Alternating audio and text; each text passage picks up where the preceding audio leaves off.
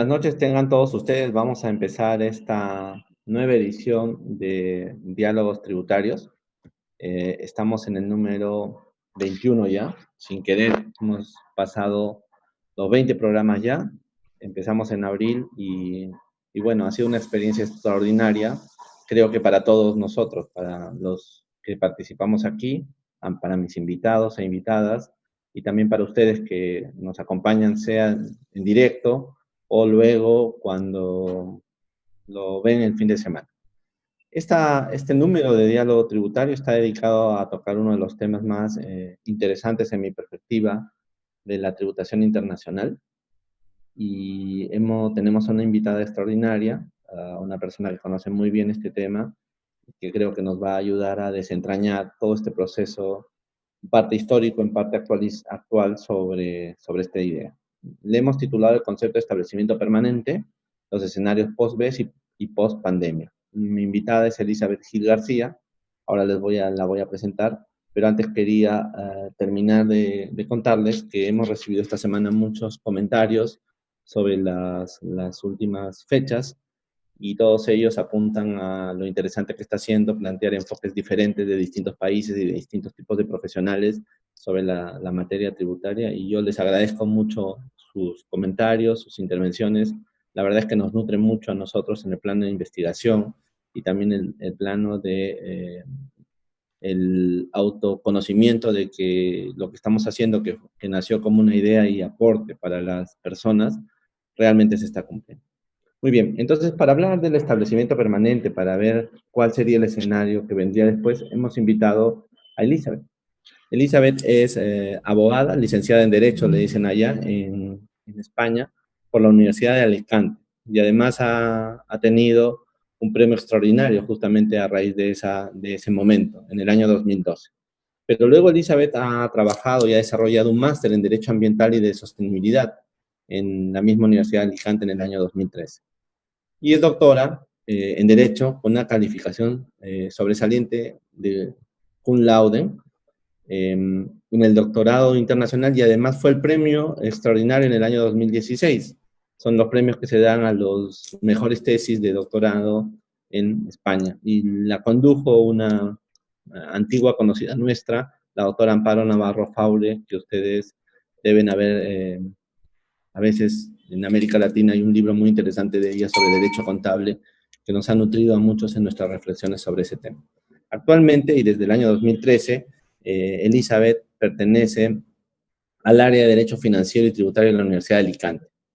Ha sido profesora visitante de la Universidad Autónoma de Madrid durante el semestre 2017-18 y ha sido investigadora visitante en el IBFD en el año 2014, que es el instituto donde se trabajan mucho los temas de tributación internacional, y además en el Instituto Australiano Internacional de Derecho Tributario en la Universidad de Viena, entre los años 2015 y 2018. Y además, Elizabeth, esto no lo sabía bien, en el Max Planck Institute for Tax Law and Public Finances en Múnich, en Alemania, en el 2015 y en el 2016. Entonces, ha bebido de lo mejor de la reflexión del mundo del norte de Europa.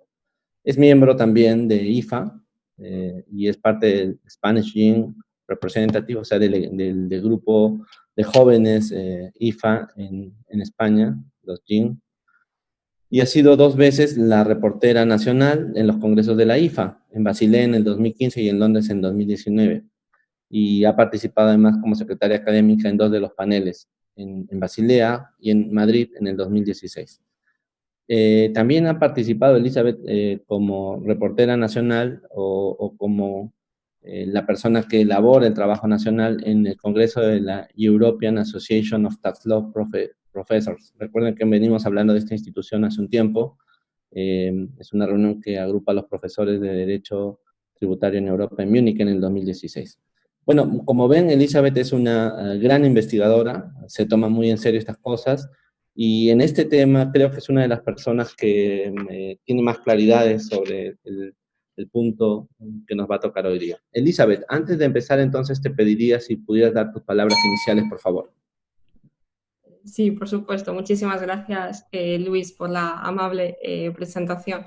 por supuesto, mis primeras palabras en esta 21 edición de los diálogos. Quiero que sean pues para todos y todas las personas que nos están viendo, bien en directo o en diferido, como Luis Durán ha comentado. Y bueno, también quiero agradecer, por supuesto, al Colegio de Contadores Públicos de la Libertad, la organización de este evento, y por supuesto también al Grupo de Investigación en Derecho Internacional Tributario, que bueno, en el cual, en el marco, ¿no?, de este grupo, de este proyecto, se enmarca los diálogos tributarios. Y bueno, espero que la sesión sea de interés para todos y para todas.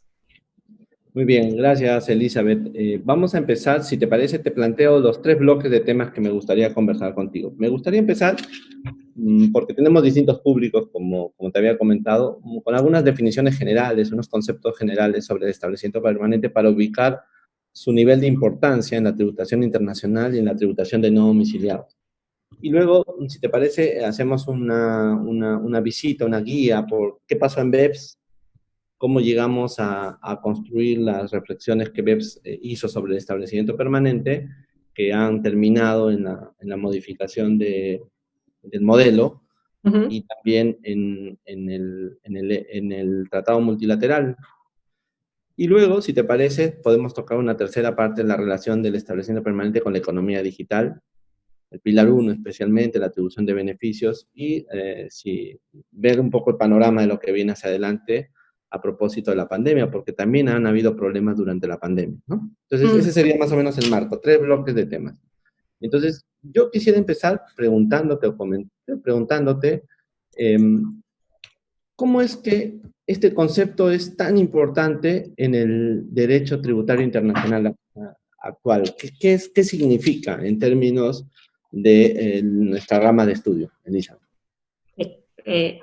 Bueno, efectivamente, como comentas, el concepto de establecimiento permanente es uno de los conceptos más importantes a nivel de la fiscalidad internacional y quizás también uno de los más conflictivos, porque la consecuencia de que exista un establecimiento permanente es que el estado de la fuente va a poder gravar los beneficios empresariales de una entidad no residente, es decir, actúa como un punto de conexión, lo que significa que precisamente ese nexo entre el estado entre el estado de la fuente donde se encuentra ese establecimiento permanente y la entidad que reside, es decir, en otro estado, es lo que permite, ¿no?, o lo que le faculta al estado de la fuente para poder gravar los beneficios empresariales. Por tanto, es un criterio para repartir el poder tributario, porque si no hay establecimiento permanente, el estado de la fuente no puede gravar esa renta. Esto también, además, se puede entender también como una forma para evitar la doble imposición internacional, ¿no? Porque hay que, como muchos autores hablan, ¿no?, tenemos la tarta del pastel que hay que repartir entre el estado de la fuente y el estado de residencia, que se consideran soberanos en base a diferentes criterios, ¿no? Por un lado, el criterio de la territorialidad, en el sentido de que en ese territorio se están generando los beneficios, y el otro territorio que, por el hecho de que la entidad reside allí, también quiere gravar esos beneficios. Entonces, la existencia o no de establecimiento permanente permite que el estado de la fuente pueda participar, es decir, pueda gravar esas rentas que esa entidad no residente obtiene en el establecimiento permanente. También hay muchos autores, y yo coincido con ellos, que hablan de un umbral, ¿no? Es en ese sentido, porque todo lo que esté dentro del concepto de establecimiento permanente se grava en fuente, pero si no llegamos a ese umbral de mínimos que a veces se habla, ¿no?, no se puede decir ese estado de la fuente no va a poder gravar.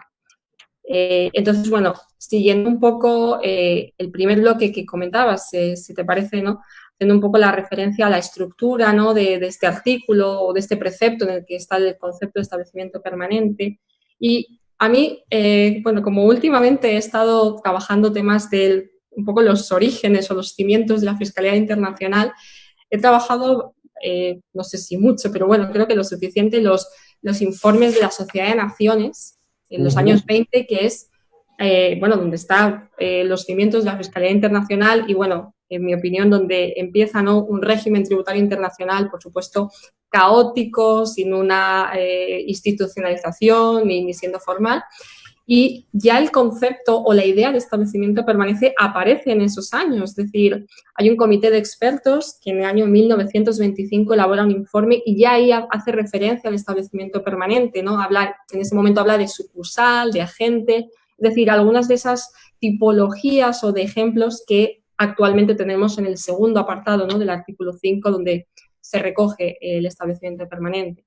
Y cosas curiosas es que el primer borrador de modelo convenio lo elabora precisamente este comité de expertos en el año 27 y ya establece un artículo 5 con un establecimiento permanente, es decir, ya aparece, se deja entrever esa idea del lugar de negocios, lugar fijo de negocios, que es hasta donde, bueno, a día de hoy es lo que nos permite hablar de establecimiento permanente, pero también la parte quizás más curiosa es que ya aparece la idea de agente, ¿no?, de esa cláusula de agente y de agente independiente. O sea, ya en ese momento la Sociedad de Naciones ya entendía que si había un agente independiente, entonces había que excluir, ¿no?, la situación, el estatus de establecimiento permanente.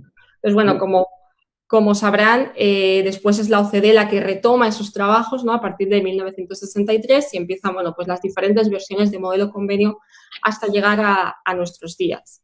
Si nos vamos a un escenario pre-BEPS, es decir, parece que el pre-BEPS ya parece que ha quedado un poco, ¿no?, en el olvido a veces, pero bueno, sí, a pesar de que han pasado pocos años, pero es verdad que desde 2013 ha habido muchísimos, ¿no?, cambios, o bueno, no sé si para mejor o para peor, pero ha habido una cierta evolución, ¿no?, hacia un sentido u otro. Todavía seguimos en ello, como comentaba antes Luis, ¿no?, con el pilar 1, el pilar 2, etc.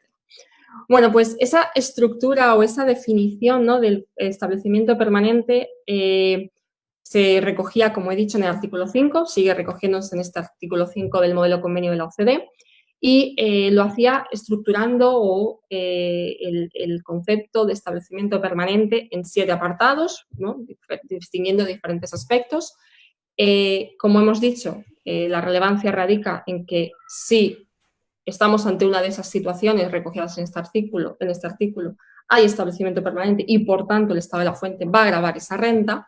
Y el artículo 5 empieza estableciendo una definición general.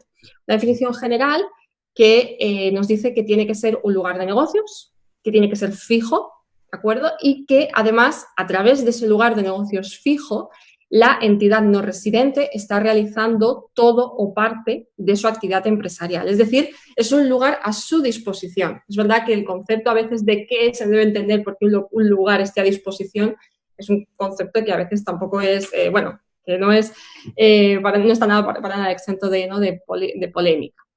Y me gustaría interrumpirte Sí, un minutito porque has dicho cosas muy, muy interesantes y me gustaría volver sobre algunos conceptos que has hablado, ¿no? El primer concepto es que tú has subrayado una idea que creo que hay que tener siempre claro en la tributación internacional. Es que pareciera que en la Sociedad de Naciones y luego en todo lo que vino después y en la perspectiva de distribuir la competencia entre estados sí, sobre la base de la residencia, el nexo, ¿no? Voy a usar esa palabra para volver, el nexo que justifica que el Estado de la Fuente grave en las rentas empresariales es este lugar fijo de negocios. O sea, como efectivamente. la relación territorial aparece en este modelo de relaciones muy fijo desde el comienzo, en si no hay un lugar fijo de negocios en el Estado de la Fuente, no está en capacidad de grabar, ¿no es cierto? Efectivamente, Ese sería, efectivamente.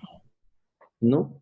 Sí, sí, efectivamente. Además, bueno, esto se irá quizás a adelantarme un poco en la sesión, pero efectivamente, además, en muchas ocasiones hemos podido ver cómo determinadas administraciones tributarias han hecho una interpretación extensiva o muy amplia del concepto para que poder gravar esas rentas empresariales, efectivamente, porque al final es lo que tú acabas de decir. O sea, si hay establecimiento permanente, hay gravamen; si no lo hay, no se grava esa renta. Ajá. A mí Efectivamente. me llamó la atención, por ejemplo, que Itaí, que es un profesor de Georgetown que estuvo en una sesión anterior, justamente lo que le reclamaba a la OECD era eso. Ustedes, cuando han entrado ahora en esto de la economía digital, están violentando el concepto del nexo tan importante que es ¿no?, el aterrizaje territorial en ese modelo, ¿no? Pero Sí. fíjate que en América Latina te quería contar esto un poco para los oyentes. En América Latina, y también en Europa, evidentemente, pero le echamos mucho diente, voy a usar esa palabra, no sé si la tienen allá, mucho diente al establecimiento permanente en razón de lo siguiente. Los tipos de imposición en América Latina, que se basaban mucho en la fuente para el no domiciliado, partían de la retención en fuente. O sea, todos los diseños están hechos. Si un sujeto no residente genera una ganancia bajo el concepto de fuente en el territorio nacional, entonces está grabado, al margen de los convenios, ¿no? Y luego, en algunos estados, ha pasado eso en el peruano, y sé que además en Estados Unidos, perdón, en España y en el mundo también, si ese lugar fijo, si mejor dicho, ese no domiciliado actuaba en el territorio nacional bajo un lugar fijo y de negocios, entonces inmediatamente ese sujeto no domiciliado se convertía en establecimiento permanente y tenía un estatus de trato por parte del Estado diferente. En países como el nuestro, por ejemplo, imagínate una empresa española, no tenemos convenio con España, invirtiendo en el Perú, si se establece un lugar fijo y de negocios, entonces inmediatamente se convierte en establecimiento permanente para la legislación peruana. Y luego se convierte, fíjate, el tránsito en el Perú es la locura. Lo digo sobre todo por nuestros invitados, los que nos están viendo, ¿no? En el Perú ese establecimiento permanente es una persona jurídica. Y además está domiciliada. Pero solo por su renta de fuente peruana, nacional. Entonces, tiene que sacar su registro de contribuyente, tiene que llevar libros contables, o sea, es una manera de localizar. Entonces, esa parte nos ha traído muchos problemas. Yo luego voy a volver sobre esto para preguntarte sobre las relaciones, pero sí quería dejarlo apuntado aquí porque ese es el otro uso que tenemos de la palabra estableciendo permanente, ¿no? Pero volviendo al tema de los tratados, que está muy interesante lo que me estabas contando, yo la verdad es que tu claridad me parece muy importante. Entonces tú dices, el artículo 7 establece rentas empresariales de las demás rentas, y el 5 es el nexo, porque establece el establecimiento permanente, lugar fijo y de negocio. Muy bien. ¿Hasta dónde llegamos en el periodo pre-BEPS en este modelo? En su estructura, digo. Claro, efectivamente. Como decíamos, ¿no? Ese lugar fijo de negocios es esa cláusula general, es la idea de establecimiento permanente que viene completado con lo que en la doctrina muchas veces se ha llamado establecimientos permanentes ficticios, que es lo que aparece en el apartado tercero de ese artículo que se refiere a obras e instalaciones en los que se ha considerado que es establecimiento permanente y se ha establecido, digamos, una definición o se le ha dado una explicación diferente porque realmente en una obra, en una construcción, en una instalación, no hay ese criterio o ese aspecto de fijeza, ¿no? Y entonces se establece, en el modelo convenio de la OCDE se establecen 12 meses. Por ejemplo, en España la normativa establece 6 meses, es decir, superando un periodo de tiempo se entiende que esa obra, esa instalación, pasa a ser establecimiento permanente. Y el otro EP ficticio, por así lo ha denominado la doctrina, es la denominada cláusula de agente, ¿no? Que está en los apartados 5 y 6, el agente independiente, que ya aparecía esa idea en la Sociedad de Naciones de excluir al agente independiente. Claro, en ese momento, antes, en el pre-BEPS, las partes o los apartados quizás más conflictivos eran, bueno, por supuesto, el apartado 1, a mi modo de ver, es conflictivo porque es un concepto abierto.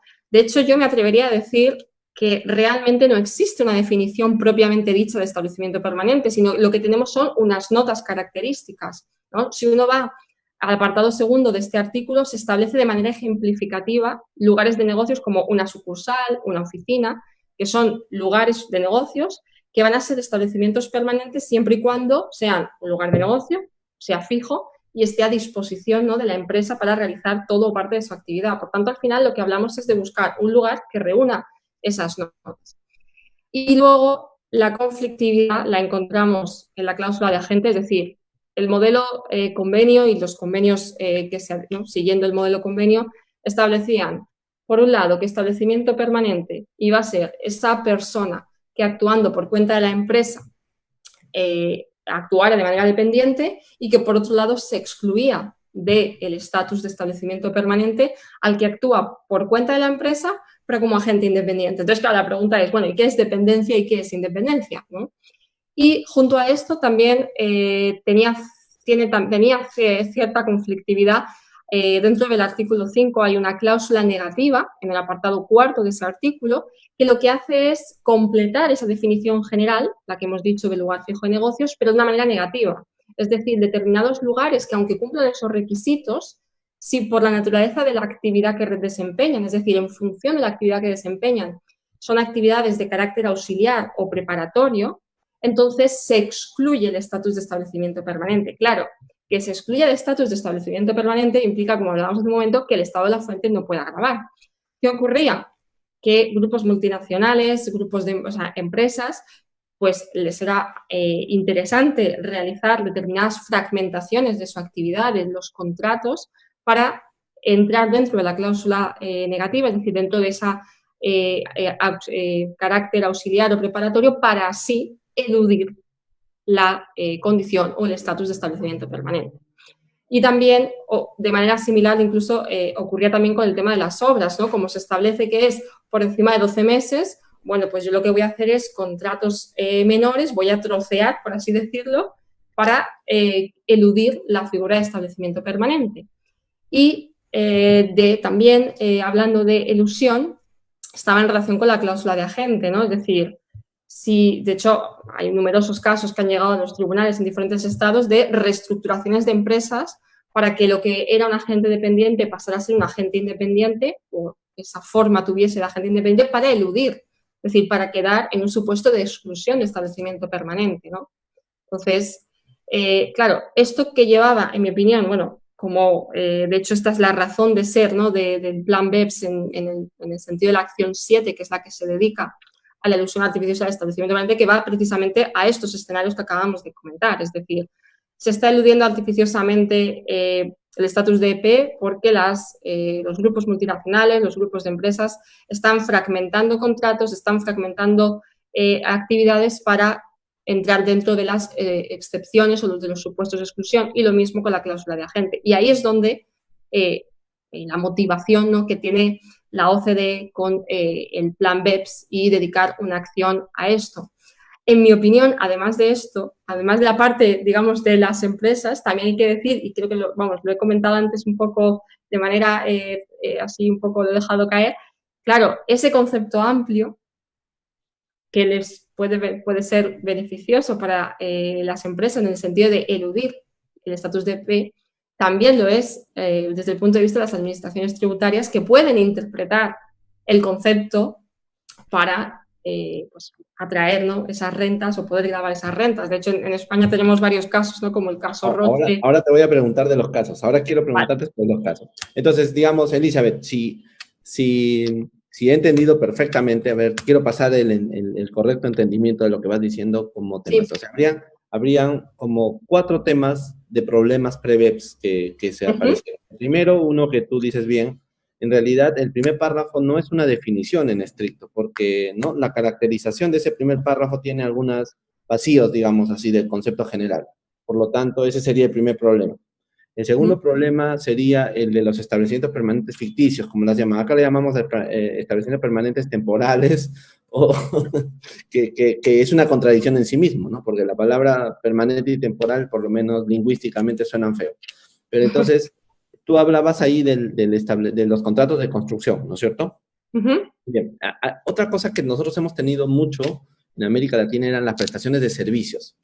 Yo pienso que ha aparecido eso sobre todo en la industria petrolera y minera, en las industrias extractivas de América Latina, porque en estos casos podías estar, porque el negocio te permitía que haya colaboraciones de muchas partes del mundo, entonces venían y hacían servicios y nunca habían lugares fijos y de negocios, sino que eran lugares transitorios. Por eso es que aquí fue muy recibida esa cláusula de que los servicios técnicos o de asistencia técnica tuvieran 6 meses o 1 año, ¿no? Entonces ese sería el segundo, los establecimientos permanentes temporales. Luego tú has hablado de la gente. Efectivamente, el tercer gran problema es el agente.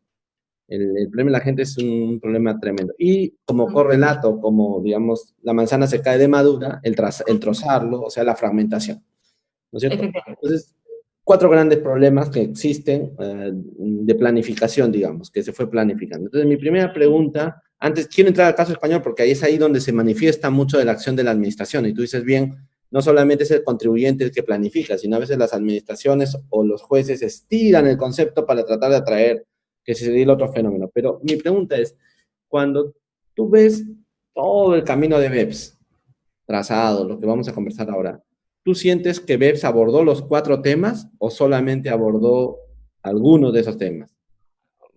Algunos de esos temas. ¿Cuáles no abordó? La definición no la ha cambiado. No, efectivamente. Bueno, de hecho, una cosa importante que hay que decir es que BEPS lo que va a hacer es matizar e introducir precisiones respecto de estos problemas que estábamos apuntando o de algunos de ellos, pero no cambia el concepto de establecimiento permanente ni amplía las tipologías de establecimiento permanente. Es decir, seguimos teniendo una definición general, aunque bueno, yo, si me permitís la expresión, le diría un concepto entre comillas. Sigue habiendo una cláusula negativa, sigue habiendo un EP de obras, sigue habiendo un EP en forma, ¿no?, o con la tipología de agente. Es decir, no se ha ampliado el concepto, no se han introducido nuevas tipologías. Introducir una nueva tipología sería la cuestión del EP virtual o el EP digital. Esa sería una nueva tipología. Por tanto, creo que esa es una matización importante. Efectivamente, no ha cambiado esa definición general. Parecía que eso se quedaba pendiente de los desarrollos de la acción 1 del plan BEPS con intención, ¿no? Es decir, cuando hablamos de establecimiento permanente y hablamos de ese punto de conexión en el que insistíamos al principio, estamos hablando de un punto de conexión físico, es decir, hablamos de un umbral corporal, material, ¿de acuerdo? Es decir, no están pensadas las reglas o los estándares de la Fiscalía Internacional en relación con el establecimiento permanente, no están pensando en los nuevos modelos, se les llama nuevos, aunque llevan ya tiempo, ¿no? Pero bueno, estos modelos de negocio caracterizados por la digitalización, ¿no?, por el mundo intangible, no están pensadas, ¿no? En este sentido, a mí me gusta mucho una teoría, una idea que desarrolló la profesora Soler, que ella hablaba no de elusión fiscal, sino de inmunidad fiscal, en el sentido de que es que este tipo de negocios no es que no tributen, es decir, no tributan porque hay una situación de inmunidad fiscal en el sentido de que las normas, los estándares de la Fiscalía Internacional no estaban pensados, ¿no?, los tradicionales estándares no estaban pensados para un mundo intangible, estaban pensados para nexos que hablábamos antes, ¿no?, puntos de conexión físicos, ¿no?, una presencia física, material. O sea, digamos que, en tu perspectiva, puesto el equipo OSD a revisar si ante el nuevo modelo económico y lo que venía, habíamos que seguir usando el mismo, vamos a ver, la misma vasija, por ponerle algo, el mismo tonel de vino, prefirieron mantener el tonel y que esto viéramos cómo funciona después, ¿no es cierto? Una pregunta, ¿cuál fue, en tu perspectiva, el problema en España? Cuéntanos un poco la jurisprudencia española previa a BEPS, porque es muy interesante en mi perspectiva. De hecho, probablemente no vaya a cambiar mucho en España, aunque esto es adelantarme porque creo que es muy pronto para poder hablar del impacto de las medidas anti-BEPS.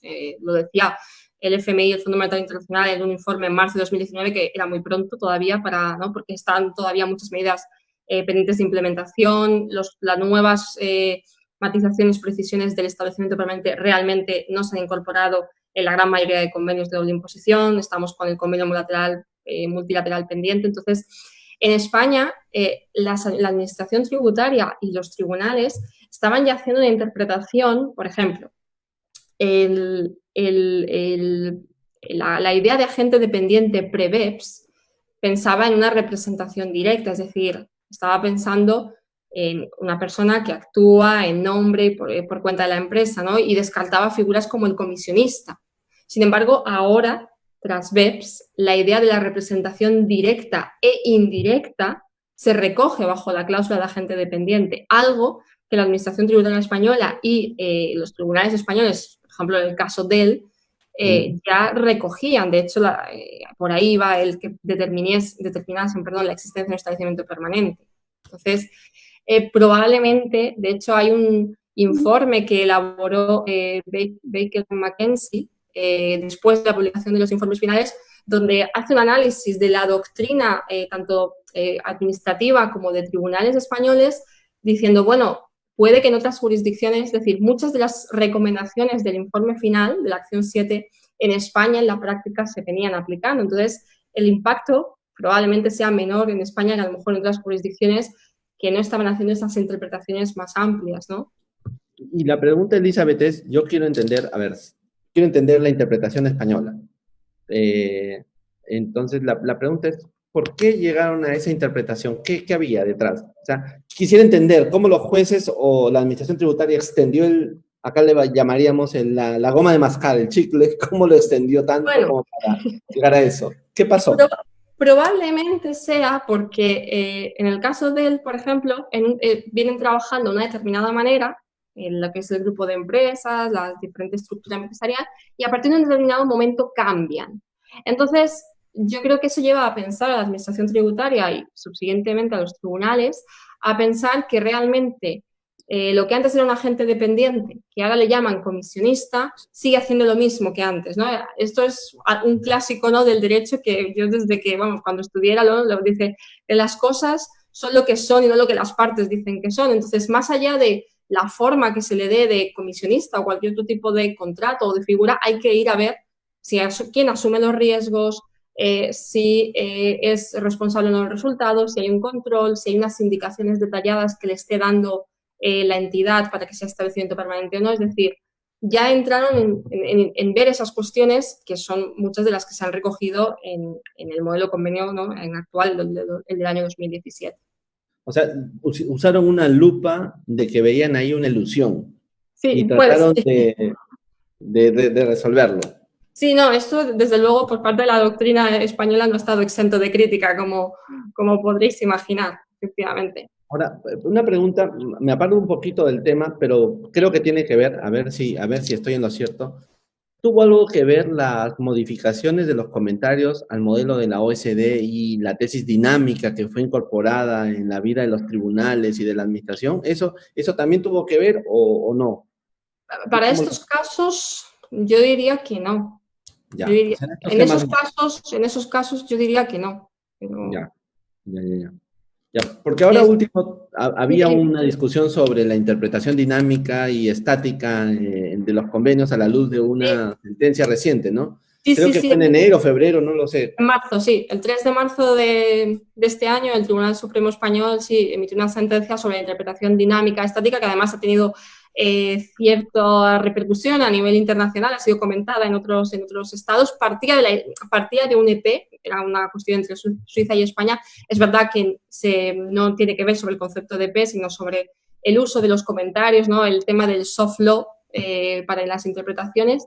Y sí que es verdad, bueno, ha sido tenido cierta relevancia. De hecho, en la rama española de IFA organizamos un seminario el 5 de octubre y se va a comentar esta sentencia por una abogada de Garrigues, que es precisamente el despacho que llevó el caso. O sea bueno, sí, sí. Está en camino. Muy bien, entonces Sí, sí, sí. no me voy por las ramas, entonces vuelvo al tema general. Entonces, ya tenemos claro de que habían cuatro problemas a tu tono, que los problemas no solamente, y este aporte es muy importante tuyo, los problemas no solamente provienen de la planificación de los contribuyentes, sino también de la extensión por parte de las administraciones y de los jueces, Uh-huh. viendo ahí un problema de abuso del derecho. Es como si ellos pensaran que había un abuso del derecho, entonces había que corregirlo.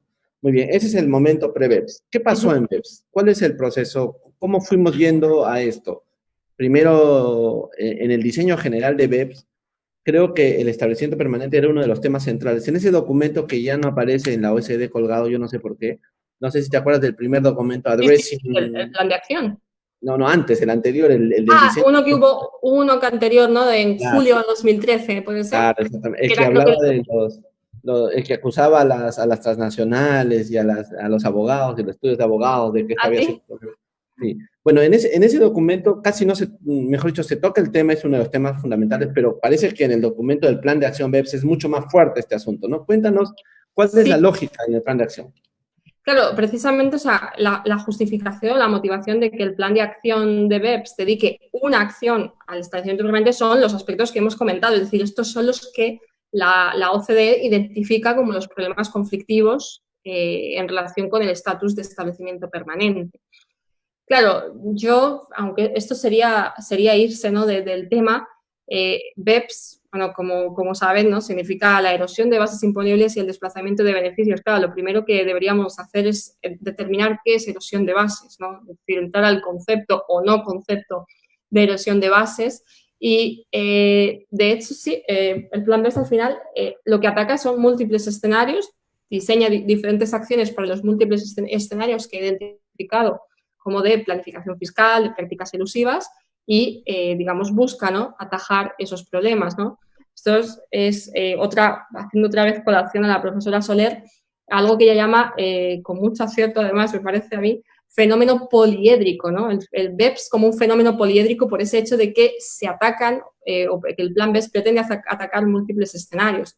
Es verdad que con la publicación de los informes finales en 2015, quizás la acción 7 no es de las más destacadas. Es decir, de hecho, para algunos autores, como por ejemplo Yariv Brauner, incluso Adolfo Martín, para ellos, digamos que el auténtico núcleo o el peso principal del informe está en lo que tiene que ver las acciones relativas a los precios de transferencia o incluso la inclusión de esa nueva obligación, ¿no?, de informe país por país, ¿no? En las demás acciones, algunas quedan un poco medio, ¿no? Incluso, bueno, la acción 1 que quedaba pendiente de desarrollo, que ahí sigue, ¿no? Entonces, Sigue la dando acción... vueltas. Sí, sí, sigue dando vueltas, efectivamente. Entonces, bueno, la acción 7, pues bueno, lo que busca es atajar esos problemas y, bueno, ahora lo que tendremos que ver con el tiempo es si efectivamente han dado, ¿no?, en el kit de la cuestión, es decir, para, bueno, pues para tratar de solventarlos. Lo que han hecho, como antes tú adelantabas, es decir, la definición general no se ha modificado, efectivamente. Lo que se ha hecho, principalmente los cambios están en que se ha modificado la redacción de la cláusula negativa, es decir, de esas actividades auxiliares. Se ha modificado también la redacción, de los apartados 5 y 6, es decir, la cláusula de agente dependiente e independiente, y se ha introducido un nuevo apartado 4.1, que es como una regla antifragmentación, es decir, se establecen cuáles son las actividades que por su naturaleza van a ser auxiliares o preparatorias y se establece una regla de antifragmentación. Y en relación con ese 4.1 y con la nueva redacción de la cláusula de agente independiente, se introduce un nuevo apartado, el apartado 8, que nos da la definición de lo que se entiende por entidades estrechamente vinculadas. Entonces, si te parece, podemos comentar brevemente, ¿no? Sí, pero antes me gustaría, antes de que vayamos comentando, porque lo que estás diciendo es muy, muy explicativo y está muy bien, yo creo que eso es muy bueno. Tú estás diciéndonos que la motivación del plan de acción BEP es el concepto de artificiosidad del EP, ¿no es cierto? Exacto, la ilusión artificiosa que hemos comentado antes, ¿no?, mediante fragmentación, reestructuraciones empresariales, eso es lo que la OCDE identifica como BEPS, ¿no?, en el caso de establecimiento permanente, como una erosión de la base imponible relacionada con establecimientos permanentes, esa ilusión artificiosa, y diseña este informe final. O sea, quiere decir que los cambios que ha hecho es para tratar de buscar que la forma se alinee a la, digamos, sustancia de lo que está ocurriendo a nivel internacional. Sí, ¿No? bueno, y lo que hay que señalar es que el informe final contiene recomendaciones y no estándares mínimos. No es como, por ejemplo, la acción 5, ¿no?, en relación con los regímenes preferenciales. Yo que, por ejemplo, mi tesis doctoral era sobre incentivos al I+D+I, sobre el tema del patent box, que ahí sí que para la supervivencia de este tipo de regímenes, ¿no?, tenían que incorporar el enfoque del nexo, ¿no? Aquí son recomendaciones. Entonces, efectivamente, cambia o matiza esa definición de establecimiento permanente para evitar que la ilusión del estatus de establecimiento permanente. Perfecto. Entonces, empecemos, si te parece bien, con el agente, los apartados 5 y 6. ¿Qué de nuevo hay ahí? Bueno, así para, digamos, como titular, podríamos decir que lo que este informe final ha hecho, y eso tiene su traslado al modelo convenio de 2017, al modelo convenio de la OCDE de 2017, es que ha ampliado la cláusula de agente dependiente y al mismo tiempo ha, digamos, estrechado el alcance o el ámbito de la cláusula de agente independiente. Esto, volviendo al inicio de la sesión, implica que si ampliamos el alcance o el ámbito de la cláusula de agente dependiente, quiere decir que vamos a tener más escenarios o más situaciones que cumplan la condición de establecimiento permanente y que, por tanto, el Estado de la fuente pueda gravar esa renta. ¿Qué es lo que hace, ¿no?, respecto de la cláusula de agente dependiente? lo que establece, lo hemos ya comentado anteriormente, ¿no? Que se incluye no solamente la representación directa, sino la representación indirecta. Y además, una expresión nueva que introducen en la redacción de la cláusula es que antes de BEPS, ¿no? Se hablaba de que este agente desarrollase actividades por cuenta de la empresa y que de manera habitual, ¿no? Estaba concluyendo o tenía poderes que le facultaban para concluir contratos en nombre de la empresa. Ahora, en este post-BEPS, esto se mantiene, es decir, esto sigue siendo así, pero además ha incluido la expresión ya no solamente de que concluya, es decir, que habitualmente tenga poderes para concluir contratos, sino de que habitualmente desempeñe un rol o un papel principal que llegue a la conclusión de contratos. Claro, esto partiendo de que el concepto de establecimiento permanente era un concepto abierto, ¿de acuerdo? Nos encontramos con que, bueno, ¿y qué significa rol o papel principal? Es decir, a veces las redacciones nuevas que intentamos dar para solucionar algo a veces nos generan nuevos interrogantes, ¿no? Entonces, eso nos llevaría a decir, bueno, ¿y qué se entiende, ¿no? Por papel o rol principal? Leyendo estos días atrás, ¿no? A José Manuel Calderón, profesor de aquí de La Coruña, él decía que, claro, con estos términos nuevos que se introducen, lo que va a hacer, bueno, vamos a ir al final a un análisis de quizás, ¿no? Caso por caso, ¿no? Y él decía, bueno, esto va a subjetivizar el análisis de qué se entiende, ¿no? Por papel principal y al final, en definitiva, por ser agente dependiente, y esto al final redunda en la seguridad jurídica, en este caso en la inseguridad jurídica, ¿no? Que es un elemento que debe estar presente, ¿no? en todo Estado. Por tanto, esto que estamos comentando ahora es lo que, por ejemplo, los tribunales españoles, en el caso de él o otros casos, ya habían considerado, ¿no? Esa representación directa, esa representación indirecta de un comisionista que actúa en nombre propio, pero que, es decir, actúa por cuenta de la empresa, pero en nombre propio, y que también le vamos a poder considerar como agente dependiente. Por eso digo que se amplía el ámbito o el concepto, ¿no? de esta cláusula. Es muy interesante lo que vas planteando porque en algún sentido nos estás diciendo que al ampliar la cláusula están generando más inseguridad porque su ampliación no es técnica, digamos, no es conceptual, es una ampliación casuística, ¿no es cierto? A partir de casos. La parte, es decir, papel principal, pues una subjetividad en el análisis de... Y bueno, y aprecio mucho que nos haya recordado a querido José Manuel Calderón, es un gran amigo mío, es una persona brillante y pues efectivamente él ha reclamado eso. Muy bien, entonces pasemos al siguiente tema, si te parece. Entonces, el agente fallan un poco en BEPS porque su definición, al volverla casuística y partir de esta idea, no nos permite un concepto englobante, digamos, que permita cierto patrón de seguridad jurídica, ¿no es cierto? Sí, eso es lo que José Manuel Calderón señala y efectivamente si uno empieza a ver los cambios que ha habido para intentar que no se eluda artificiosamente, pues claro, sí.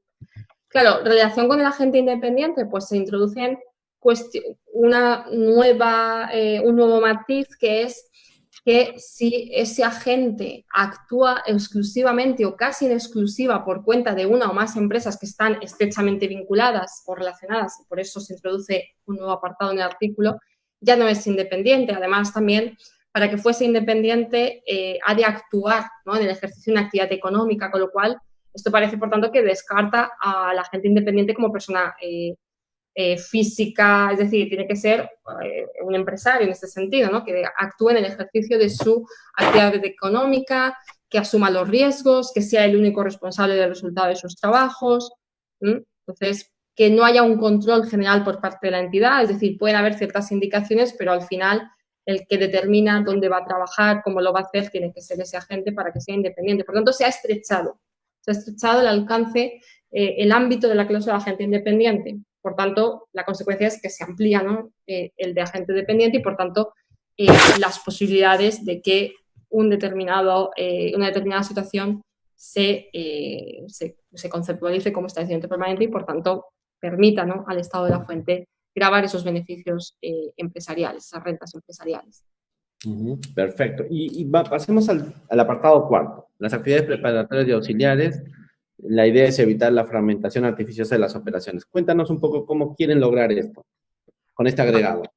Este artículo lo que hace es, primero establece un listado de actividades que se consideran auxiliares o de naturaleza preparatoria y después ha introducido, que esto es novedoso, ha introducido un apartado, primero un 4.1, por así decirlo, o sea, es decir, artículo 5, apartado 4, subapartado 1, donde introduce una norma antifragmentación, es decir, para evitar la fragmentación de esas actividades.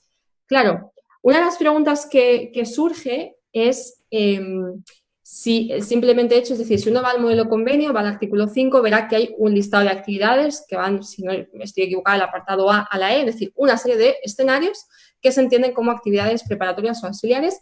La pregunta es, ¿automáticamente una actividad que encaja en uno de esos supuestos es auxiliar o preparatoria y por tanto se excluye el estatus de EP o hay que acreditar esa naturaleza de preparatorio o auxiliar?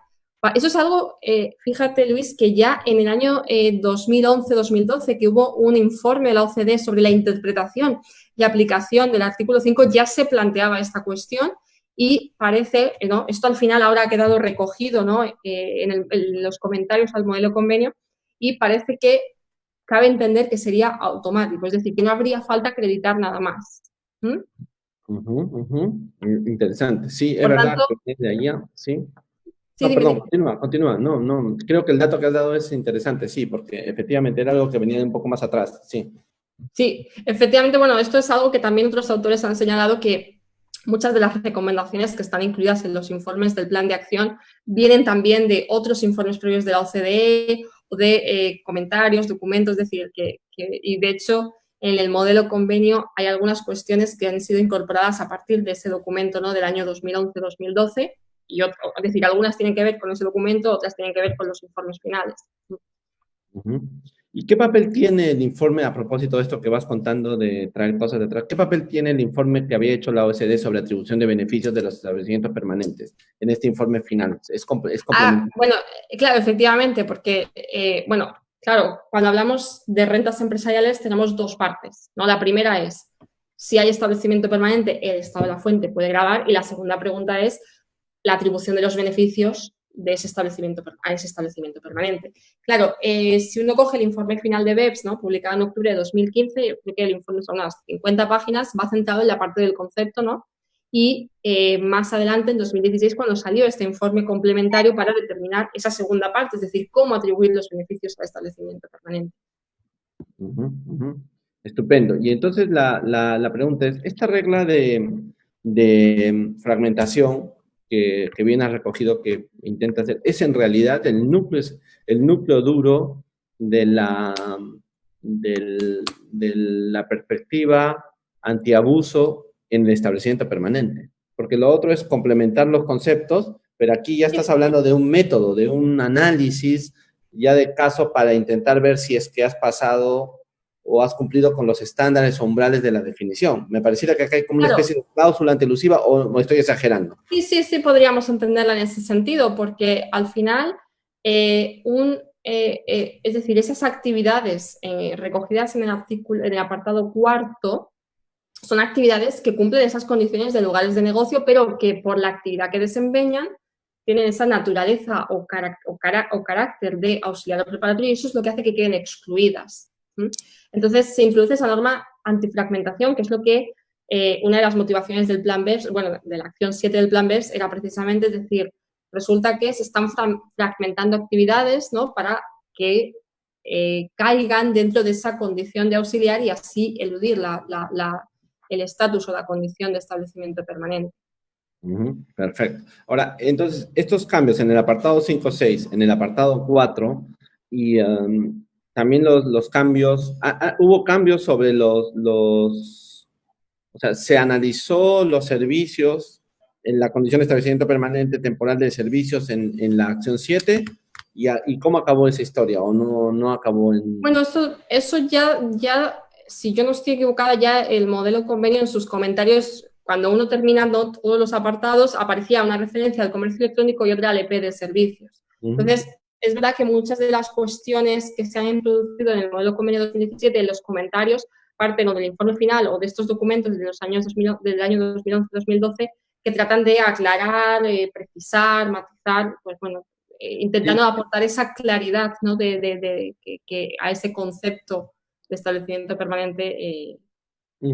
Sí, es curioso que, por ejemplo, yo te cuento un poco lo del modelo de la ONU. En el modelo de la ONU estaba eso pensado, pero además en la práctica, en América Latina por lo menos, había la idea de celebrar convenios e introducir el establecimiento temporal en los servicios. Ha sido una práctica, por ejemplo, nosotros en la mayoría de convenios que tenemos lo redactamos así, pero hay un paralelo un poco para nuestros invitados, que es nosotros le llamamos aquí la cláusula Brasil. Los brasileños, en el caso de los servicios de asistencia técnica y de servicios técnicos, ellos dicen, en lugar de discutir el establecimiento permanente y de tratar de pensar de que ahí puede haber un problema de ilusión, ¿no? Por fragmentación de tiempo, mejor vamos a tratar los servicios como si fueran regalías.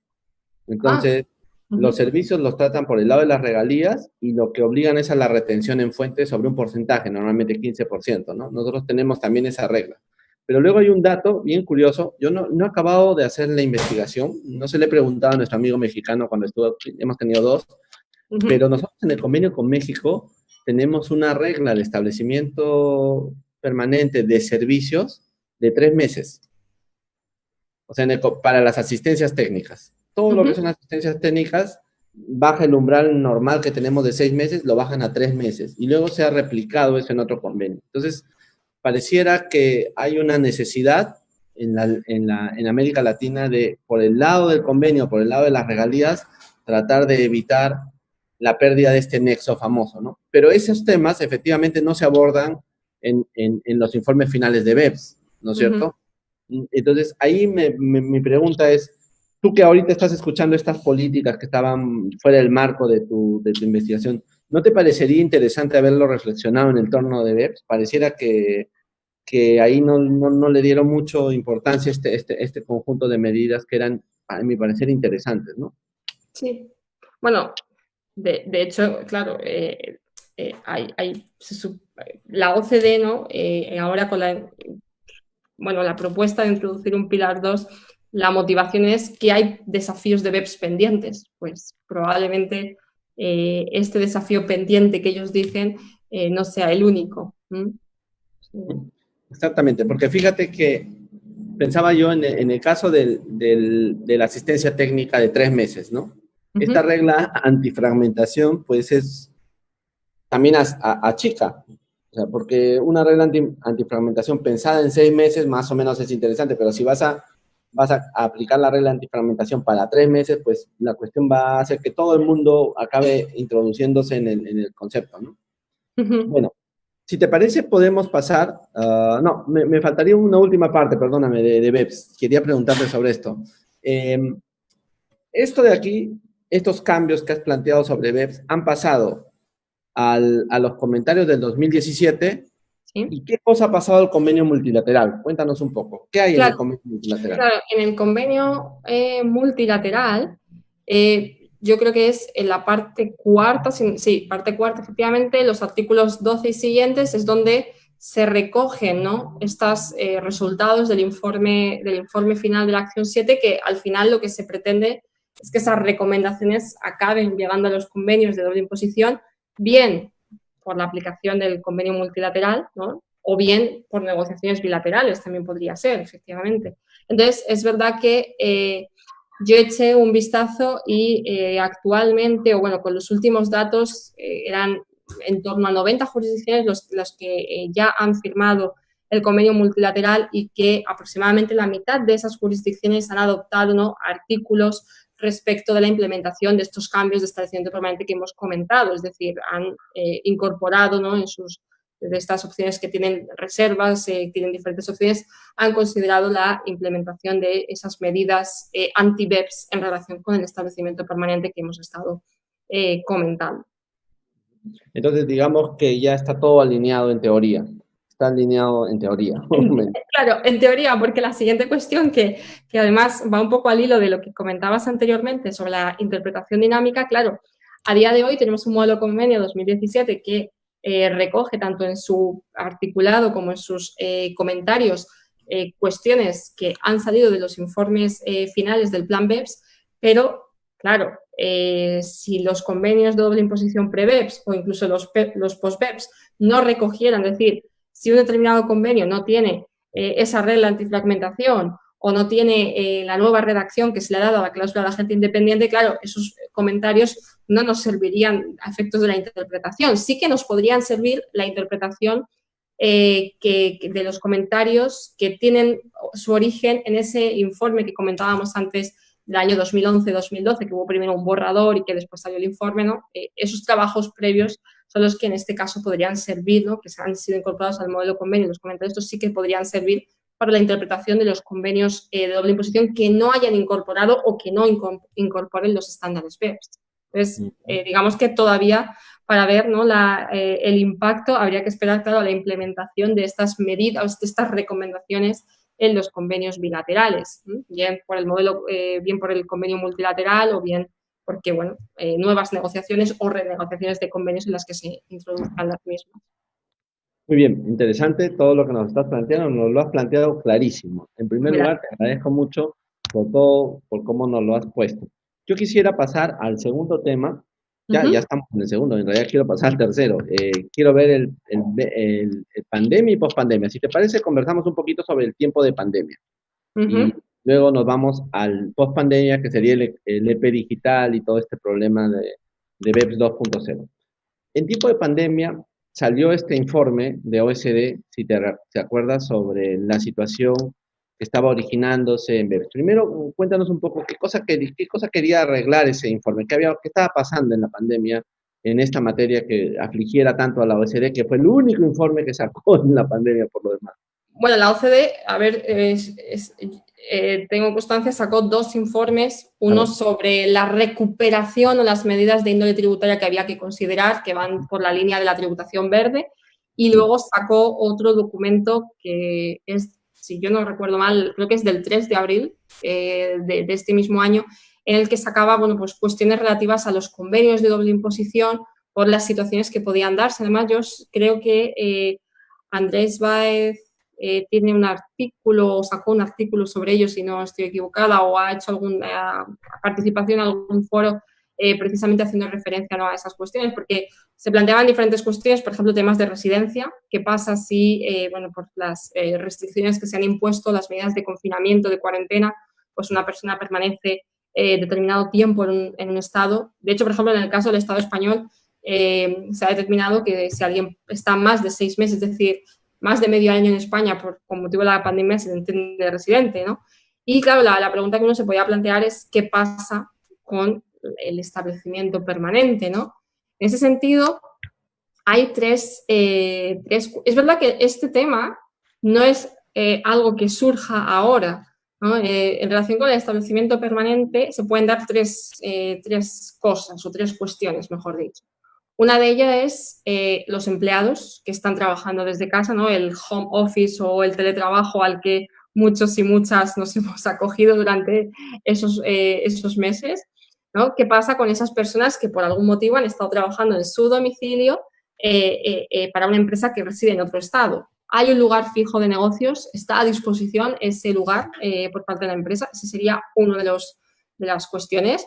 La segunda es, ¿qué ocurre si esas personas, viene un agente, viene un empleado, está concluyendo contratos en nombre de la empresa, es decir, por cuenta de la empresa, es decir, que va a vincular a la empresa en su domicilio, si eso crea o no crea un establecimiento permanente?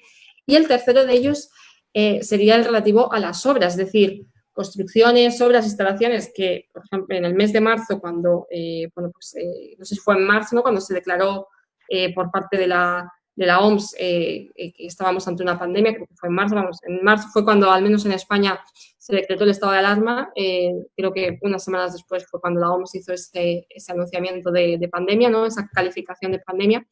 ¿Qué pasa, ¿no?, con todas esas obras o construcciones o instalaciones que estaban en ese momento en marcha y que se vieron interrumpidas o que se han visto interrumpidas temporalmente como consecuencia, ¿no?, de la pandemia, de la situación sanitaria, ¿no? Hay un EP, en este sentido, un EP de obras, ¿no? Por tanto, dentro de este post-pandemia, o bueno, dentro de esta situación de pandemia, ¿no? Hay tres cuestiones de establecimiento permanente. Por una parte, la de lugar fijo de negocios, por otra parte, la de cláusula de agente y por otra parte, la de obras.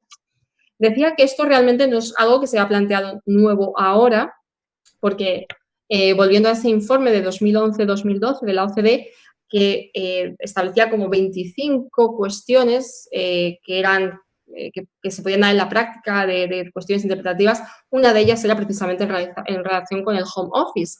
Y eso que aparece en el informe ha sido recogido en el modelo convenio de la OCDE en sus comentarios.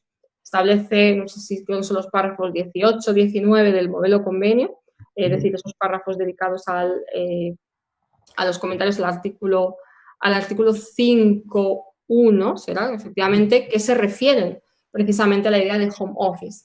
Entonces, digamos que en situación de pandemia, la OCDE en este documento de abril lo que decía es que el hecho de que una persona esté trabajando desde casa no puede suponer un establecimiento permanente para el empleador, porque no hay una permanencia, ¿de acuerdo? Es una situación temporal. Y además, claro, hay que determinar que ese domicilio esté a disposición del empleador para que se considere un lugar fijo.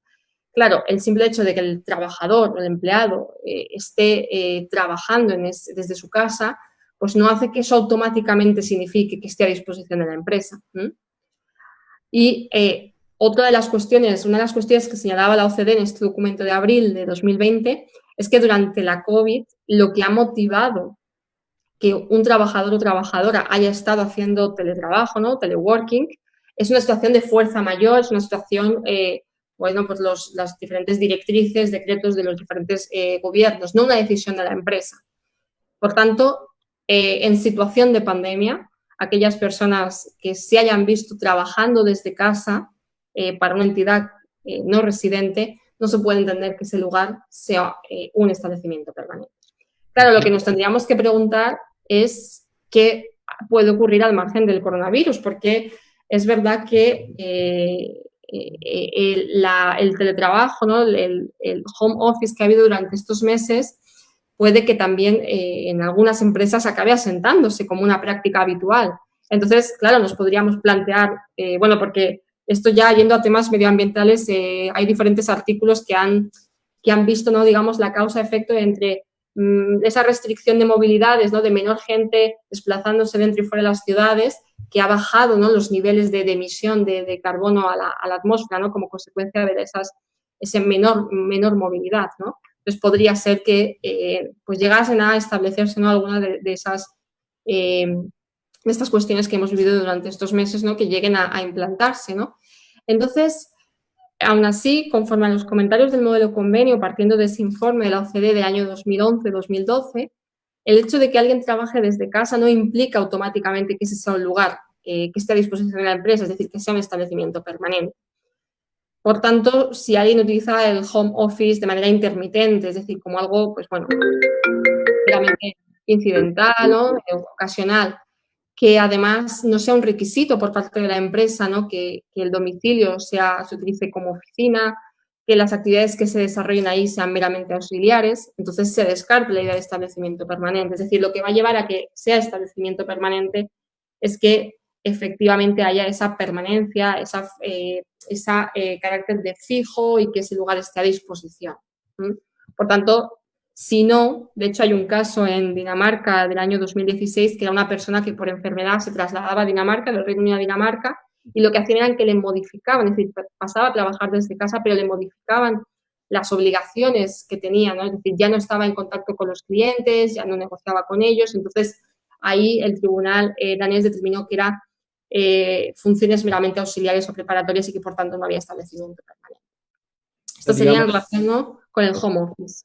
O sea, digamos que en el fondo lo que la OCDE llama es apela a los estados a entender que no deberían de establecer una posición literal sobre el establecimiento permanente a la luz de lo que está pasando en la pandemia, ¿no es cierto? Eso creo claro, que... efectivamente. Al final también lleva a un caso por caso.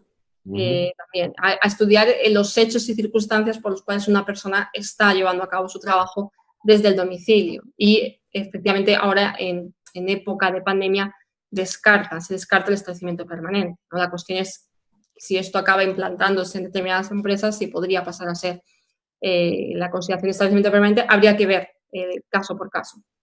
Ahora, en ese documento la OSD llama o invoca a los estados a pronunciarse, a emitir pronunciamientos en torno a la situación, ¿no es cierto? Sí. ¿Tú has conocido de algún caso europeo donde el Estado o alguna administración tributaria ha dicho, miren, en nuestro caso vamos a aplicar la fuerza mayor o vamos a reentender esto a la luz de lo que ha dicho OSD o no hay todavía ningún pronunciamiento? Sí que vi, por ejemplo, que Australia sí que seguía estas indicaciones. Creo que, si no estoy equivocada, Irlanda creo que también hizo referencia a este documento, pero sí habría que entrar en detalle.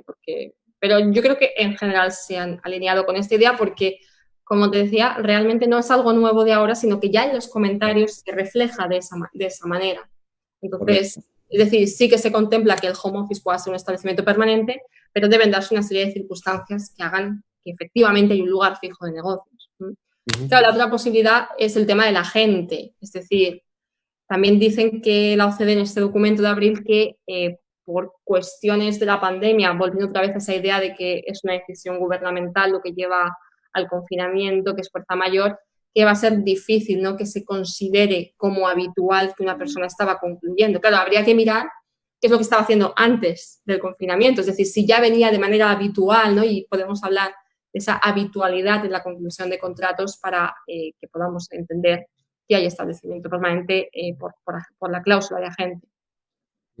Mira, aquí nosotros tenemos, ¿te acuerdas que te contaba esta cuestión de que en el Perú, sin convenio, los establecimientos permanentes se convierten en persona jurídica? Muy bien, nosotros tenemos una regla también muy objetiva sobre el domicilio para las personas físicas, es la presencia física en el territorio nacional, ¿no? Entonces, objetivamente, como el Perú ha cerrado sus fronteras, no hay vuelos, solo los humanitarios. En el Perú no salen ni entran aviones comerciales, solo los humanitarios. Entonces podría ocurrir que hubiera alguien que se quedó acá y ya prontito va a tener el domicilio y además va a generar un establecimiento permanente para su matriz y le están dando un home office, o sea, en algún sentido en relación a esto. Entonces ahí hay una serie de complejidades bien simpáticas cuando se mezclan los dos elementos, ¿no? Sí, sí. Ahora, pasemos, si te parece bien, al tercer bloque de temas que son para mí bien interesantes y que tú has investigado al torno al tema, ¿no? Veamos el BEPS 2.0. ¿Cómo entra aquí el tema del establecimiento permanente? Cuéntanos un poco en BEPS 2.0. Bueno, BEPS 2.0, como sabrán las personas que nos estén viendo en este momento o las que nos puedan ver en diferido, el Plan BEPS 2.0 tiene dos pilares, ¿no? Un pilar 1 que viene a desarrollar lo que quedó pendiente con el informe de la acción 1 del Plan BEPS, y un pilar 2, que es en el cual yo últimamente me he estado centrando más, que viene, digamos, a atacar o a hacer frente a los desafíos pendientes de BEPS a través, ¿no?, de la introducción, o propone introducir un nivel mínimo de imposición efectiva. Claro,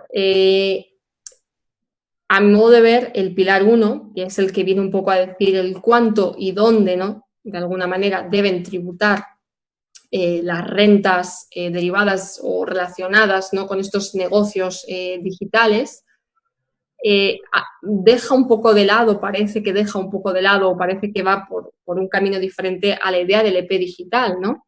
Es verdad que en marzo de 2018, a nivel Unión Europea, se publicaron dos propuestas de directiva, una de ellas que planteaba una solución a largo plazo y otra de ellas planteaba una solución a corto plazo para el reto, ¿no?, o el desafío de la economía digital. Esa medida a largo plazo proponía o pretendía introducir un concepto nuevo que es el de la presencia económica significativa, lo que supone o requeriría que los Estados miembros renegociaran sus convenios, ¿no?, para introducir, ¿no?, esa idea, ese nuevo concepto que, bueno, en definitiva era la idea, ¿no?, del EP digital o del EP virtual, y una propuesta de directiva con una solución a corto plazo que en tanto en cuanto llegase esa solución a largo plazo, ¿no?, en tanto en cuanto se definiese o se introdujese ese concepto de presencia económica significativa digital o virtual, pues la posibilidad de introducir un impuesto sobre determinados servicios digitales. Claro, ¿cuál es la realidad de la Unión Europea? Estamos ahora mismo en septiembre, ¿no?, de 2020, han pasado ya 2 años desde esas propuestas de directiva y la realidad es que no se ha avanzado respecto de las mismas. Tampoco respecto de la introducción de un impuesto a los servicios digitales. Sí que es cierto que hay determinados Estados miembros que de manera unilateral están introduciendo o están proyectando la introducción, como es el caso de España, de un impuesto sobre determinados servicios digitales y que básicamente lo que están haciendo es usar la propuesta de directiva como modelo, ¿no?, para ese impuesto a nivel doméstico. Y respecto de esa solución a largo plazo, pues no ha habido avances, probablemente sea porque se esté esperando, ¿no?, a que haya una solución de alcance global, ¿no? Es decir, si estamos ante problemas o cuestiones globales, pues el de dar soluciones globales. Y esta semana leía un paper en la Social Science Research Network de Wei Kui que decía que probablemente la falta de consenso que ha habido entre los Estados miembros para avanzar con estas propuestas, ¿no?, en el marco de la economía digital sea en gran medida por el temor de algunos Estados miembros a enemistarse con Estados Unidos, ¿no? Decía, como es bien sabido, es verdad que, que muchas de las plataformas digitales a las que estas propuestas afectarían son estadounidenses y, pues quizás este pueda ser uno de los motivos. Y el otro, que es el que también yo me inclino a pensar, es el de estar a la espera, ¿no?, de qué resulta del Pilar 1. Sí que es cierto que en las últimas semanas, así un poco, ¿no?, de manera cruzada, sí que he visto un poco así, ¿no?, de manera indirecta, o se ha podido vislumbrar que la Unión Europea, va a esperar, pero que tampoco se va a quedar atrás. Es decir, si no se da un paso al frente de manera global, pues supongo que seguirá adelante con sus propuestas. De hecho, relacionando esto con la pandemia o con la situación de crisis económica que ha venido y que se avecina tras la crisis sanitaria, ¿no?, del coronavirus, es que en mayo de este año publicó su plan de recuperación, es decir, toda una serie de medidas para generar recursos propios, para hacer frente, ¿no?, pues a las necesidades sociales y económicas que hay que abordar, y habla de la transición digital y verde, y una de las cuestiones que propone la Unión Europea es la introducción, a más tardar en 2023, de un impuesto a los servicios digitales para generar, ¿no?, recursos propios para todas estas, es decir, en el presupuesto de la Unión Europea para hacer frente a las necesidades socioeconómicas. Entonces, ahí está un poco en la Unión Europea la situación, ¿no?, respecto de ese P digital. Es verdad, claro, para hacer frente a este reto de la economía, una de las opciones era la introducción de un concepto, ¿no?, de un nuevo supuesto establecimiento permanente, que al inicio del diálogo señalábamos que este informe BEPS no ha cambiado el concepto de establecimiento permanente, no ha introducido nuevas tipologías, y yo comentaba, introducir una nueva tipología sería introducir el EP virtual, ¿no?, un EP virtual vinculado o relacionado con servicios digitales. Eso es lo que supondría, ¿no?, cambiar, ¿no?, el concepto de establecimiento permanente. Esa es una de las posibilidades, ¿no? Y otra es la reinterpretación de esa definición, entre comillas, que decíamos del apartado 1, ¿no? Es decir, yo decía antes, ¿no?, que el EP es un umbral físico, un umbral corporal, material.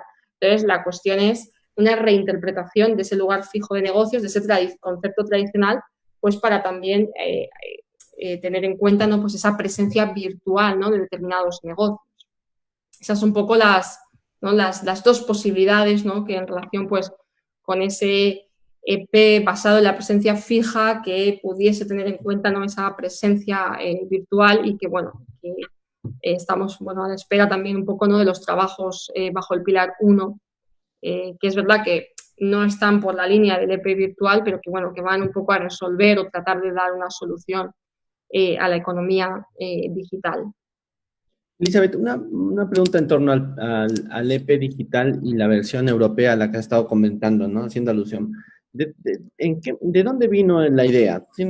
¿Hiciste y cómo llegaron a esa idea del EP virtual? Porque recuerda que estuvo presente también en los trabajos de BEPS, ¿no? Y luego Sí, lo sacaron. Creo que, ¿cuál fue el nexo? Me imagino que debe haber sido la razón. probablemente venga de esos informes, quizás. Porque, de hecho, la implementación de las medidas anti-BEPS a nivel Unión Europea se ha llevado mediante una directiva, ¿no?, la directiva Exactamente. ATA, que era la forma que veía la Unión Europea para implementar las diferentes medidas de una manera homogénea, uniforme en todo el territorio de la Unión Europea. Entonces, bueno, es verdad que en 2015 Pasquale Pistone y Peter Hongler hicieron una propuesta, ¿no?, de lo que debía entenderse, ¿no?, de la definición de establecimiento permanente, porque de hecho antes hemos hecho una ligera referencia, ¿no?, los propios comentarios al modelo convenio hacen referencia al comercio electrónico, hacen referencia entre si puede ser, una página web, ¿no?, un software, un sitio web, un portal de internet, si eso puede ser un establecimiento permanente, y también se lo plantea respecto de un servidor. Entonces, respecto de un servidor o de un equipo, parece que si se cumplen las condiciones del lugar fijo, ¿no?, es decir, como es algo tangible, corporal, podría hablarse de EP, pero en el caso de las páginas web o de los sitios web, las plataformas digitales, en esos comentarios del modelo convenio, ¿no?, en el apartado de comercio electrónico parece descartarse precisamente por su naturaleza intangible, ¿no? Y es donde, en relación con esto, Pasquale Pistone y Peter Hongler proponían, ¿no?, la posibilidad, ¿no?, de introducir un precepto, ¿no?, dentro del concepto o no concepto de establecimiento permanente, un apartado que contemplase, ¿no?, ese caso específico para la economía digital, que efectivamente introducir eso supondría solventar o solucionar el problema en parte, y después vendría la segunda parte, cómo atribuir beneficios, ¿no?, a ese establecimiento permanente digital o virtual. No sé, quizás el pilar 1 puede ser la respuesta, ¿no?, el dónde y el cuánto. Estamos un poco a la espera, ¿no?, de ver también a dónde llega, cuál es el alcance, ¿no?, final de esas propuestas, si llega o no llega a buen puerto. Y en tu perspectiva, esta idea de el EP digital, ya en tu perspectiva, conceptualmente, ¿va a tener futuro o crees que va a ser que el camino nos lleva hacia otro lado? Tampoco quiero que hagas magia, pero más o menos... No, es una pregunta tramposa, ¿no? Habría que... No lo sé, la verdad es que no lo sé. Podría solventar el problema, conceptualmente hablando, pero bueno, podría acarrear otros nuevos interrogantes, ¿no? Probablemente. No, la verdad es que me parece aventurarse mucho. Claro, porque fíjate que el paso, el camino fue así. No tenemos un concepto, no tenemos una definición, el concepto falla, empieza a hacer agua porque empieza la ilusión, empieza las posiciones de los estados. Vamos a ponerle parches por todos lados, pero los parches no incluyen el núcleo grueso de lo que va a venir la economía, que además se ha acelerado con la pandemia. Con lo Sí. cual podría ocurrir que el concepto, si tornamos al otro lado, acabe siendo insuficiente para todo. O sea, estamos hablando ya de una figura de otro tiempo. Pues podría ser. Porque los americanos reclaman y dicen, los americanos dicen, no, mientras el nexo tendrá que ser el establecimiento permanente, listo, pero los europeos y la OECD está yendo por otro camino. Por lo menos así lo veo yo. Sí. ¿No? Pareciera que estamos yendo por otro camino. Ahora, sí, de hecho, creo que en una noticia de prensa, no sé, creo que era de la semana pasada, que entrevistaban a Pascal Saint-Amand, él decía algo así como que llegar a una solución global en las cuestiones de economía digital sin Estados Unidos iba a ser complicado. Bueno, al final es lo que hablábamos antes, si estamos ante una cuestión global requiere una solución global, requiere de la participación, ¿no?, de todos los agentes implicados, es decir, de todos los estados. Entonces, tú habías apuntado casi a la mitad de la conversación sobre el tema de que primero fijemos, o mejor dicho, el paso, el procedimiento sistemático. Primero fijamos el establecimiento permanente y luego le atribuimos los beneficios, ¿no es cierto? Sí. Bajo el artículo 7, que habla de la atribución de beneficios. Le quería preguntarte si nos pudieras ayudar un poco a entender cuánto ha cambiado el concepto de la atribución del beneficio propiamente dicho desde antes hasta hoy.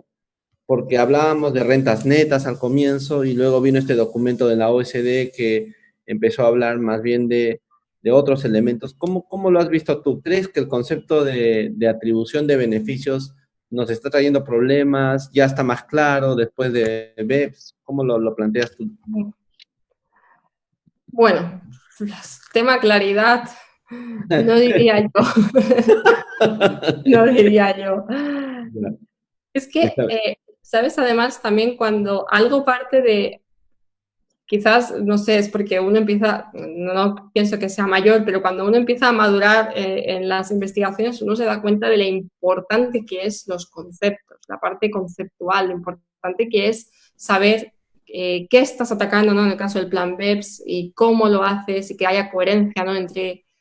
Entonces, claro, partiendo de un concepto difuso y abierto, pues claro, yo creo que, ¿no? Si la ecuación está por dos partes, habría que empezar primero por solventar o por dejar lo más claro posible la parte primera, ¿no? La parte conceptual de esta ecuación. Claro, la parte de atribución de beneficios también guarda mucha relación con cuestiones del principio de plena concurrencia, ¿no? Del Arm's Length Principle, que es un principio que es verdad que, bueno, pues que también tiene su conflictividad. Entonces, bueno, vamos a ir viendo, ¿no? Qué pasa con el impacto que estas medidas anti-BEPS empiezan a tener, ¿no? Ahora que, bueno, empieza a pasar un poco la implementación, o estamos en esa fase, ¿no? De post-BEPS, de implementación de las medidas para ver, bueno, pues, qué impacto van teniendo en la práctica, ¿no? Cómo resulta la aplicación de las diferentes medidas. Ujú. Y en tu opinión, a largo plazo, vamos a seguir ante una casuística, supongo, del artículo 5 a propósito de lo que vengan los casos futuros, me imagino, ¿no? Pues probablemente, probablemente. ¿No? Como, Tampoco te sé decir cómo debería cambiar el concepto, porque efectivamente hay una casuística muy grande de lugares que encajarían dentro del lugar de negocio. Entonces, bueno, pues... pero yo creo que no es un problema que haya que hacer un análisis caso por caso si has establecido objetivamente, técnicamente los criterios para, ¿no? Al final es como un test. Si se cumple o no se cumplen determinados requisitos, hay establecimiento permanente y si no, no. El problema es cuando se subjetiviza ese análisis, porque ujú, entonces entran en ese análisis factores que antes tú comentabas que no son técnicos. Entonces, pues bueno, eso es lo que al final puede acabar llevando a una falta de certeza o de inseguridad jurídica, esa subjetivización del análisis a la hora de determinar si esto es establecimiento permanente o no. También leía, la verdad es que no recuerdo dónde lo he leído, también leía que con las nuevas matices, precisiones que se han dado en el concepto de establecimiento permanente, que se van a aplicar, yo creo que era a José Manuel Calderón, pero no estoy segura, que se iban a aplicar a todas las empresas estuviesen eludiendo o no el estatus de establecimiento permanente, es decir, que no se contempla un test de si hay abuso o no hay abuso. ¿No? Es decir, un test de, bueno, ahora que fue además uno de los pilares del plan BEPS, ¿no? En relación con la sustancia, ¿no? Es decir, ver qué hay detrás, ¿no? Si hay un abuso o no, un test específico de abuso, ¿no? En este caso de la condición o del estatus de establecimiento permanente. ujú. Claro, eso que dices es bien interesante porque eh, Era el- José Manuel Calderón. como tú dices bien, al ser una norma, o mejor dicho, tomar medidas antiabuso, acaban normalizando un nuevo estatus. Y en Efectivamente, este estatus claro. entran personas que nunca abusaron, sino que simplemente su modelo de negocio, sus actividades eran así, ¿no es cierto? ¿Y tú Sí. crees, por ejemplo, quería hacerte una pregunta a propósito del soft law y de esto que estábamos conversando y del establecimiento permanente, ¿no? Porque también es una de tus materias de reflexión. Yo he leído alguna vez algo que tú habías comentado sobre el tema del establecimiento permanente y ahorita lo acabas de comentar esto del soft law, pero, por ejemplo, ¿no? Si tenemos estas definiciones del marco de los convenios, tenemos estas definiciones del tratado multilateral, ¿tú crees que los jueces de nuestros países van a poder captar, que van a poder captar toda esta densidad conceptual que hay detrás de estos enfoques? ¿O vamos a empezar a estar en una comentarios y reacciones frente a esta situación? ¿Cómo lo ves tú? Es decir, que vayan a usar los comentarios o no vayan a usarlos. Que vayan a usar, pero no quiero decir, no estamos entrando en una Babel conceptual, porque los jueces pues empezarán a aplicar estos conceptos según sus propios entendimientos y de pronto vamos a citar a un juez alemán, un juez italiano, un juez hindú, un juez Bueno, peruano. podría ser. De hecho, claro, es decir, cuando el análisis es subjetivo, pues la consecuencia es que las interpretaciones puedan ser subjetivas, puedan ser dispares y al final, si vamos a un análisis fáctico, pues claro, el caso por caso. De hecho, en relación con esto, había un caso del español en España y hubo un caso del en Noruega y las soluciones o las resoluciones eran diferentes. Cuando las estructuras empresariales eran similares. Entonces, sí, claro, podría ocurrir que estemos ante soluciones dispares o que efectivamente pues haya una influencia a lo mejor, ¿no? del caso, en este caso, del caso que haya en un estado similar que puedan beber de otras. Al final va a depender un poco de ese interés o no por gravar las rentas que sean atribuidas a ese establecimiento permanente. Sí, ese punto me parece interesante, ¿no? Los estados van a tener una misión que posiblemente vaya más allá del abuso y que lo que intenten es atraer hacia sí la red. Claro, es que de hecho esta es una de las cuestiones que yo he comentado en alguno de los últimos trabajos que he hecho, bueno, y que han comentado otros autores, y es que BEPS es planificación fiscal o es elusión fiscal, pero también es una cuestión de competencia fiscal. Es decir, los estados es verdad que cooperan, tienen ciertas áreas de cooperación, ¿no? Tradicionalmente evitar la doble imposición, hay mecanismos, ¿no?, de intercambio de información, es decir, podemos encontrar en la fiscalidad internacional situaciones, escenarios donde los estados han efectivamente han cooperado, ¿no?, en aras de un cierto grado de coordinación, pero al mismo tiempo siguen compitiendo por recaudar y por atraer inversores a sus territorios.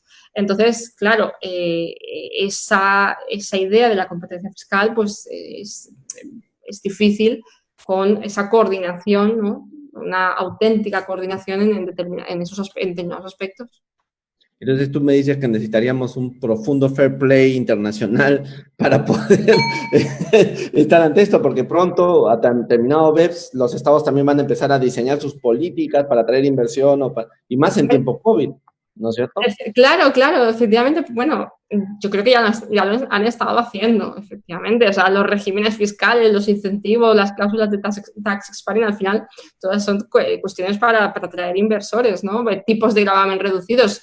Ese al final es a donde va el pilar 2, donde va la propuesta Globe, ¿no? A atacar esas cuestiones, ¿no?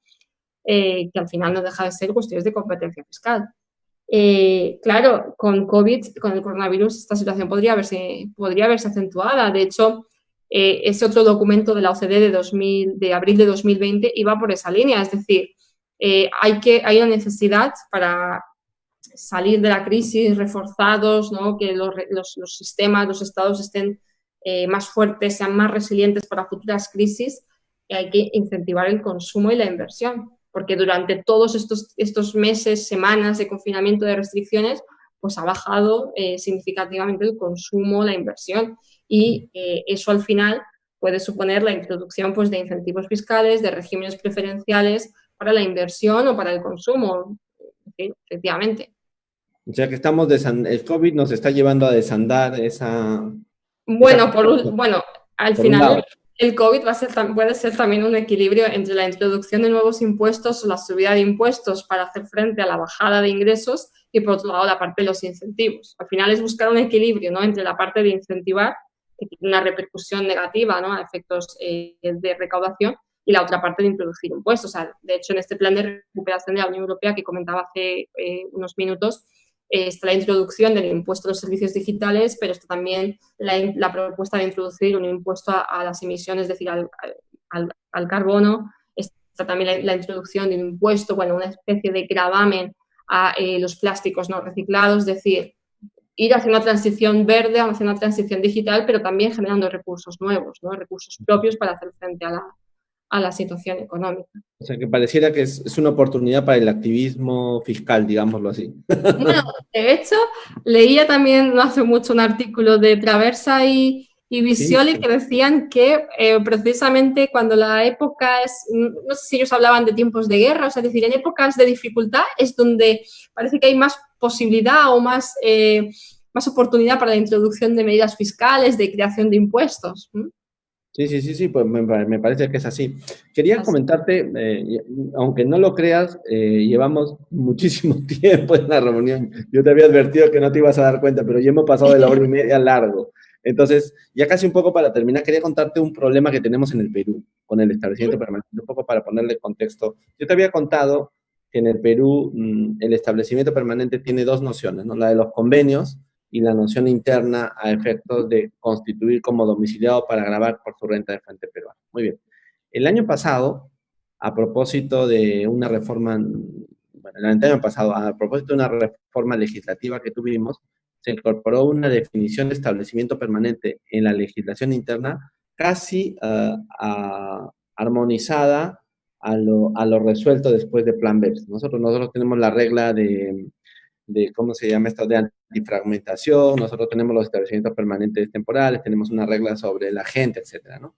Entonces, fíjate, en el caso peruano ocurre lo que tú dices, porque al introducir ese concepto de establecimiento permanente y agrandarlo para asuntos que no tienen que ver con los convenios para evitar la doble imposición, porque estamos en otro tema, ocurre que a muchas empresas que trabajaban con el Perú se les retenía en fuente.